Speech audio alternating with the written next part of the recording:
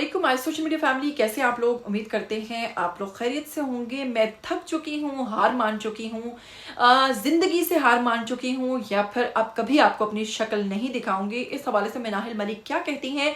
मिनाहिल मलिक की आखिरी पोस्ट ने सबको परेशान कर दिया है और मिनाहिल मलिक अपनी आखिरी 3 पोस्ट करदा जो उनकी पोस्ट हैं उसके हवाले से क्या कह रही हैं, उसमें उन्होंने आप लोगों को क्या नसीहत की है और क्या वो अब आपको वाकई ही कभी नज़र नहीं आएंगी। इस पर से पर्दा उठाएंगे आज और आपको मजीद बताएंगे कि मिनाहिल मलिक की अगर बात करें तो उनका एक इंटरव्यू सोशल मीडिया पर बहुत ज़्यादा वायरल हो रहा है, जिसमें उन्होंने बहुत ही अहम चीज़ों का इंकिशाफ किया है और कुछ ऐसी बातें उन्होंने कही हैं जो इससे पहले एसके तो कहते नज़र आ रहे थे, लेकिन मिनाहिल मलिक की कोई स्टेटमेंट सामने नहीं आई थी।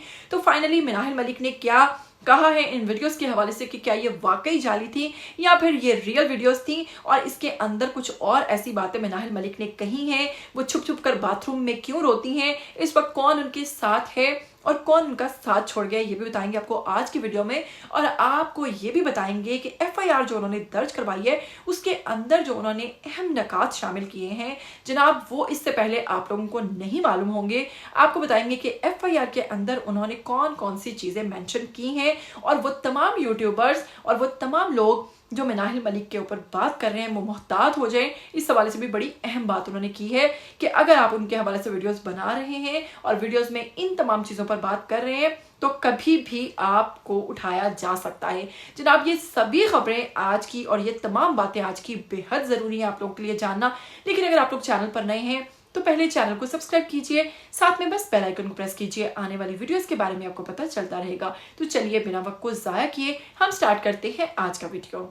सबसे पहले आपको बताएंगे कि हम मिनाहिल मलिक की बात करें तो आप लोग जानते हैं कि उनकी नाजेबा वीडियोस जैसे ही मार्केट में आई, जैसे ही सोशल मीडिया पर आई और जैसे ही वो तमाम अकाउंट्स से फैलती फैलती हर प्लेटफॉर्म पर शेयर होती चली गई, वैसे वैसे आपने मिनाहिल मलिक को देखा कि वो अपने अकाउंट से गायब हो गई। लास्ट वीडियो जो उनका आया था जिसमें वो बेहद परेशान थी और उन्होंने कहा था कि उन्होंने एफआईए में इसकी जो दरख्वास्त है वो जमा करवा दी है और इसके हवाले से उन्होंने एफआईआर भी जो है वो भी करवा दी है उस शख्स के ऊपर जिसने उनकी ये वीडियोस जो है नाजेबा किस्म की जो वीडियोस हैं वो वायरल की हैं। तो इसके हवाले से वो जल्द एक्शन ले रही थी और उन्होंने कहा था कि जल्द वो शख्स पुलिस की गिरफ्त में होगा और उसको पकड़ लिया जाएगा। उसके बाद आपने बहुत सारे इंटरव्यूज देखे होंगे जिसमें एसके जिनके साथ उनके वीडियोस शेयर हुई, वायरल हुई, उनकी स्टेटमेंट सामने आई और उन्होंने कहा कि ये मुझसे शादी का मुतालबा कर रही थी, लेकिन जैसे ही मैंने शादी पर इनकार किया तो इसने मेरे ये तमाम जो वीडियोस इसने खुद बनाई थी अपने ही मोबाइल से,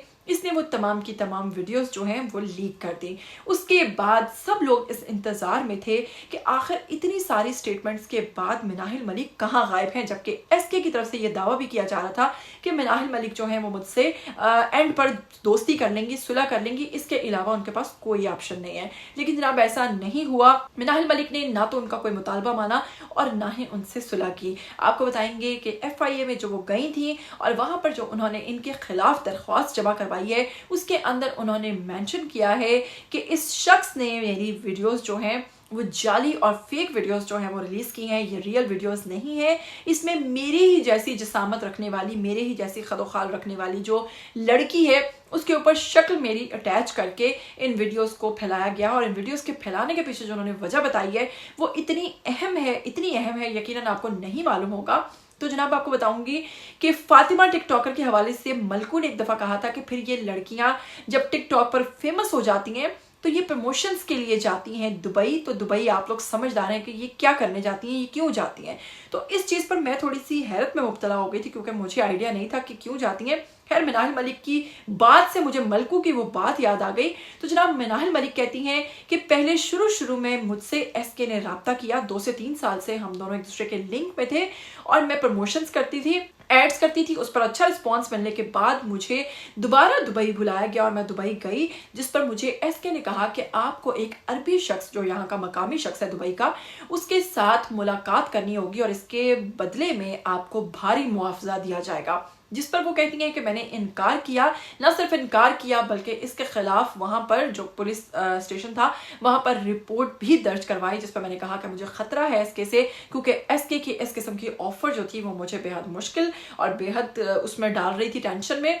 तो जनाब मेरी ये रिपोर्ट दर्ज करवाने के हवाले से उस शख्स ने मुझसे बदला लिया और उस शख्स ने ये तमाम चीज़ें की कि उसने मेरी वीडियोस ही जो थी नाजेबा किस्म की वो वायरल कर दी। खैर मैं यहाँ पर ये चीज़ की अपनी तरफ से तस्दीक करती चलूँ कि कहीं से भी ऐसा नहीं मालूम होता कि ये वीडियोस फेक हैं, वीडियोस रियल हैं। लेकिन हाँ ये आप कह सकती हैं कि अगर आप एसके के साथ इस तरह से रिलेशनशिप में थी तो एसके ने आपको इस बेस पर ब्लैकमेल किया, जो कि बिल्कुल गलत था। एसके को इस तरह से अगर उन्होंने किया तो उन्होंने गलत किया, लेकिन अगर उन्होंने ऐसा नहीं किया और आपने खुद ही किया है तो जनाब आप अल्लाह ताला को जवाबदेह होंगी इसकी। खैर इसके हवाले से वो मजीद ये कहती हैं अपने रिसेंट इंटरव्यू के अंदर कि मैंने बहुत दफ़ा मैं नाम नहीं लेना चाहूँगी कि अटेम्प्ट करने की कोशिश की है, बाथरूम्स में जा जाकर रोती हूँ।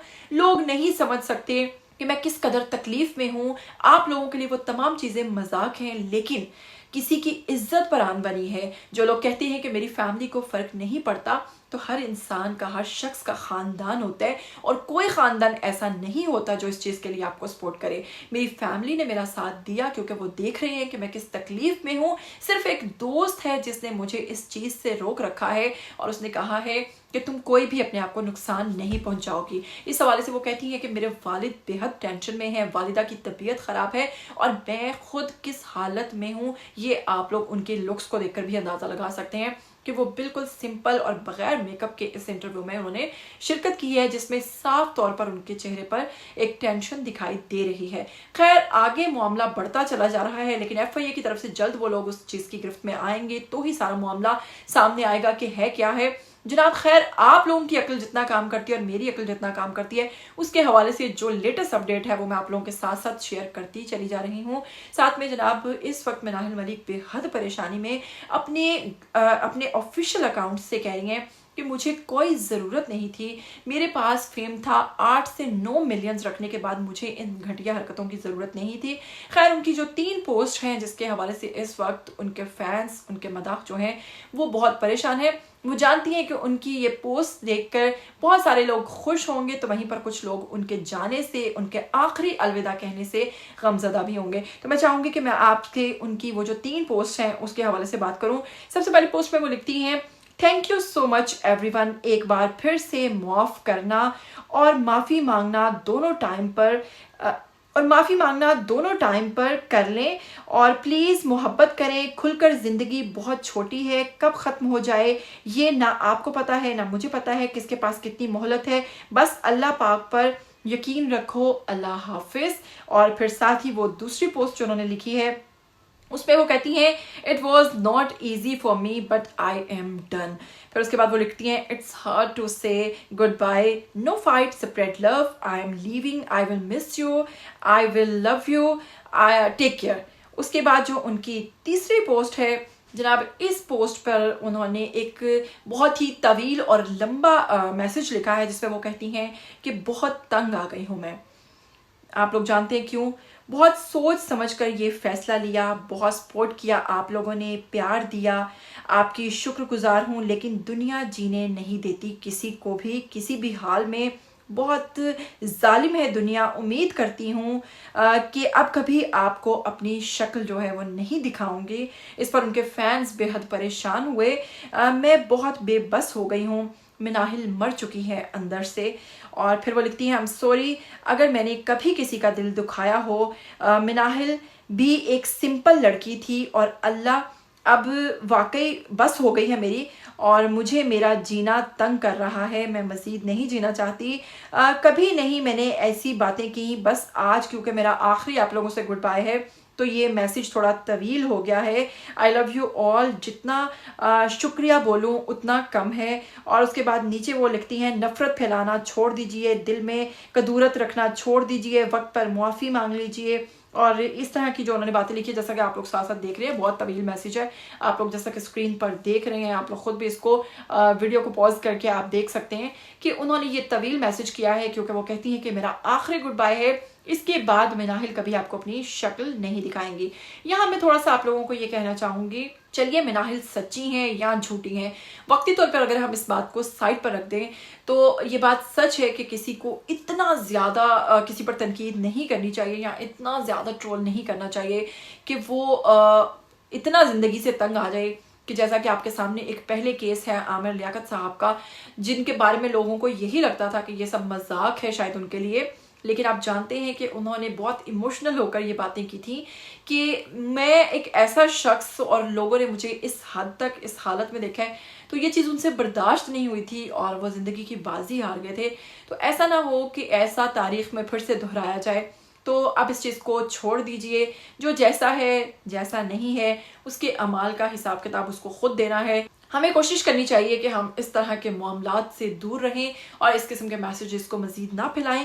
मैंने उनकी तरफ से जो तमाम बातें कही हैं वो बातें कही हैं जो उन्होंने रीसेंट सोशल मीडिया पर पोस्ट की हैं। मैंने किसी किस्म की उन पर फ़िलहाल कोई तनकीद नहीं की और कोशिश करूंगी कि आगे भी मैं उन पर किसी किस्म की तनकीद ना करूं।